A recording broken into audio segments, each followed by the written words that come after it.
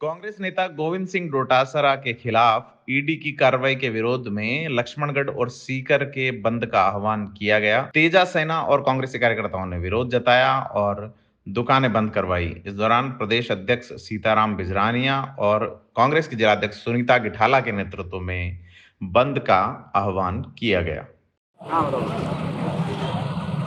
कल राजस्थान प्रदेश कांग्रेस कमेटी के अध्यक्ष परम सम्मानीय गोविंद सिंह डोटासरा जी के आवास पर जिस प्रकार से ईडी की कार्रवाई की गई थी, उसके विरुद्ध में हमारे वीर तेजा संगठन ने सीकर बंद का आह्वान किया था, जिसका विभिन्न व्यापारिक संगठनों ने और सामाजिक संगठनों ने, राजनीतिक संगठनों ने समर्थन किया है। उसी के तहत आज हम सीकर बंद करवा रहे हैं। जिस प्रकार का माहौल इन 9 सालों में हमें देखने को मिल रहा है कि संवैधानिक संस्थाएं का गठन जिस उद्देश्य से किया गया था, उस उद्देश्य की नहीं होकर के आज उनका दुरुपयोग किया जा रहा है। आज उनका एक मोदी सरकार और मोदी सरकार के कुछ उनके प्रतिनिधि उन संस्थाओं का प्रयोग लोगों को डराने के लिए कर रहे हैं, लोगों के ऊपर प्रेशर बनाने के लिए कर रहे हैं। उसी भावना के तहत राजस्थान में कांग्रेस की सरकार बन रही है। आचार संहिता लग चुकी है। विधानसभा चुनाव 25 अक्टूबर को होने हैं। एंड टाइम 29 दिन पहले कल 26 अक्टूबर को ईडी की जो कार्रवाई प्रदेश अध्यक्ष के घर पे करना,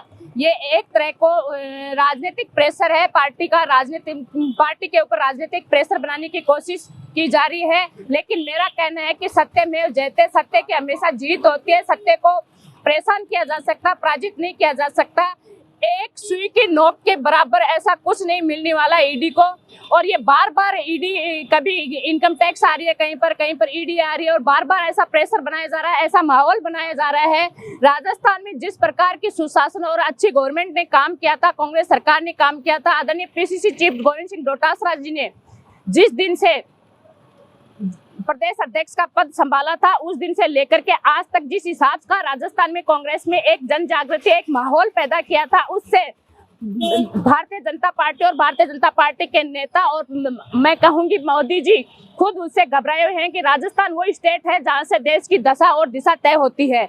और राजस्थान में जो हमारा विधानसभा का चुनाव है, 5 स्टेटों में विधानसभा चुनाव होने जा रहे हैं। सभी में कांग्रेस की सरकार बन रही है और इसी के तहत यहाँ पर भी हमारे राजस्थान में भी कांग्रेस की सरकार बन रही थी। और कांग्रेस की सरकार मिशन 156 का हमारा लक्ष्य था। लेकिन कल जो प्रदेशाध्यक्ष जी के घर पे ईडी की जो कार्रवाई थी, उसके बाद में हमारा मिशन 156 का जो लक्ष्य था वो मिशन 180 हो गया है। मैं दावे के साथ कह सकती हूँ कि ये माननीय प्रदेशाध्यक्ष जी के घर पर ईडी की कार्रवाई नहीं थी। ये कार्रवाई हर एक किसान के घर पर थी, एक किसान के बेटे के घर पर ईडी की कार्रवाई हुई है। तो राजस्थान के प्रत्येक किसान के घर पर ईडी की कार्रवाई है। प्रत्येक किसान बाहर निकल करके अपने वोट के माध्यम से इसका जवाब देगा।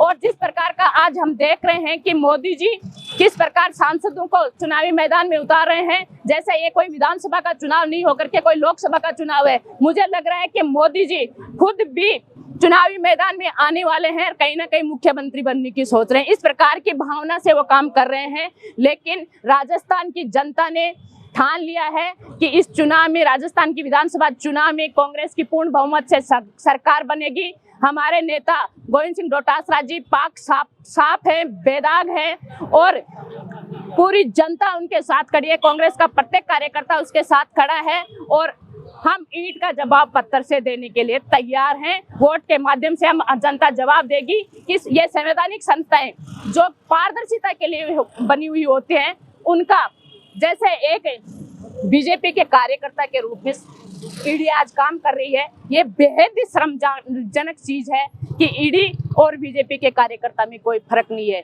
मैं तो कहना चाहूंगी कि मोदी जी, ये आपकी संस्थाएं हैं, इनके आप काबू कीजिए। लोकतंत्र से लोगों का विश्वास उड़ता जा रहा है, संवैधानिक संस्थाओं को आप खत्म कर रहे हैं। लेकिन ये जनता जाग चुकी है। 2024 में दिल्ली से आपका तख्ता पलट होने वाला है और निश्चित रूप से हमारा इंडिया जीतेगा।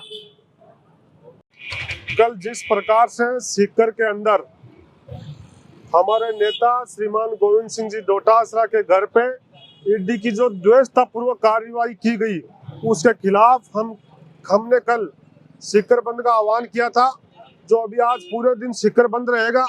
और हम कल ईडी जाने के बाद में सवाल इस बात का नहीं कि ईडी चली गई फिर भी सीकर बंद क्यों है, ये इसलिए बंद करवाया जा रहा है कि आने वाले समय के अंदर ईडी किसी निर्दोष व्यक्ति पे कार्रवाई करने से पहले ये सोचे कि हम सही व्यक्ति के साथ कार्रवाई कर रहे हैं गलत व्यक्ति के साथ। तो ईडी जो मनमानी तरीके से एक तरफा जो कार्रवाई कर रही है चुनाव के समय के अंदर, जब 2021 का पेपर लीक का मामला था तो ईडी इतने साल कहाँ सोई हुई थी, और जब ईडी को कुछ मिला ही नहीं।